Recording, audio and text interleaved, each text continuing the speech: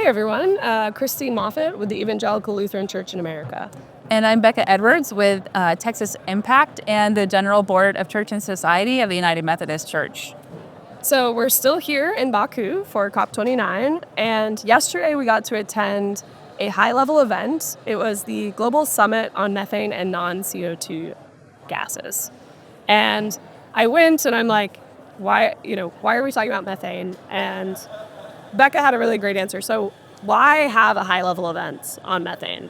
Well, methane is actually a really important greenhouse gas. It has 80 times the heat trapping capacity of carbon dioxide, which means it traps a lot more heat. But it also has a really short residence time in the atmosphere, which means if we stop emitting it, it cycles out of the atmosphere and lowers our concentration, which can have a big effect in the short term on global warming. Yeah, I heard them say low-hanging fruit. So really what I was thinking the whole time was if we do this, we can see, our impact much quicker. Absolutely. And another reason it's a low-hanging fruit is that we have the technology available now to reduce our methane emissions. A lot of the kinds of interventions that the representatives talked about yesterday were related to oil and gas. So 30% of the methane emissions that we're talking about are coming from oil and gas. And all of that can be stopped by some simple changes in the way we detect leaks, in the way we do our equipment, and all of that's readily available. There's actually federal funding available in the U.S. to add some of those things. So when we say low-hanging fruit, we mean that solutions to this problem are readily available and easy to implement. Yeah, so strangely enough, I felt leaving hopeful, which, sometimes that can be rare in the space like this. But it was an event held and hosted by the U.S. and China collaboratively, along with the Azerbaijan COP presidency, which I found to be really interesting. Definitely in spaces like this, the U.S. and China, taking the lead on something that definitely raises some eyebrows. So how did you feel about the authenticity and the transparency from people that spoke?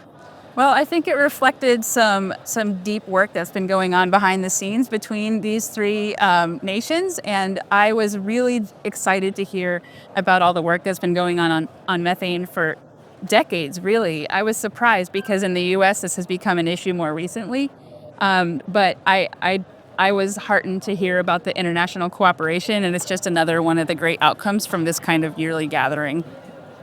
Yeah, absolutely. I know last year I felt like the U.S., it was like a broken record talking about methane, and that was really what perked my ears up to it. And over the course of the year following the federal government, I've seen rules come out and the EPA across agencies doing things to curb methane. And so I know we made some announcements yesterday. We did. So actually at last year's COP, there was a big announcement that the EPA finalized what's called the Section 111 methane rules, which ends routine flaring and also provides for some regulations on oil and gas equipment and methane leaks.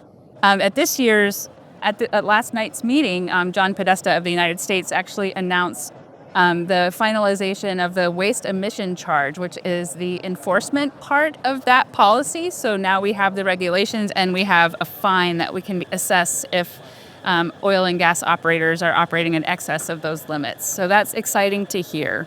Nice. And this is something you've been working on in Texas. Yes, Texas Impact is part of the Texas Methane Table, which is a collaborative group of advocates that are working on methane policy in Texas.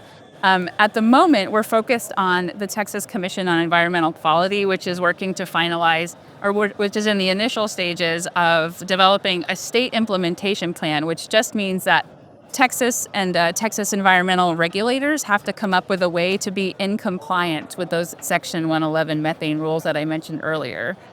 So we're at the very early stages of that process, and we are deeply engaged in that, organizing our interested people in speaking at meetings and other opportunities to engage with TCEQ. But hopeful that process will lead to some positive change, because methane's not just a greenhouse gas, it also is an air pollutant. It causes health impacts, it causes haze and some other environmental problems. So it would be really great if we could get that under control. Yeah, it's great to hear. I work on the federal level, and so following these rules coming out from the federal government and then hearing from the state and how they're being implemented is really cool to watch. And then we're starting on the international level, so really watching Yes. like all the levels of this getting implemented has been really cool. So Something that was really interesting I noticed is that so in the meeting there were representatives from probably a dozen countries talking about the work that they've been doing on methane this year and in the past. And Kazakhstan, interestingly, implemented a ban on routine flaring all the way back in 2012. So it's always a good reminder to get out of the U.S. and be reminded of the good environmental work that's been done around the world, even on such a longer time scale than we've been aware of these problems. absolutely. So I think I've taken away from that event and the talks around methane that we have something to be hopeful about. There's some movement here, and hopefully that can really give us a leg up on combating emissions. Absolutely.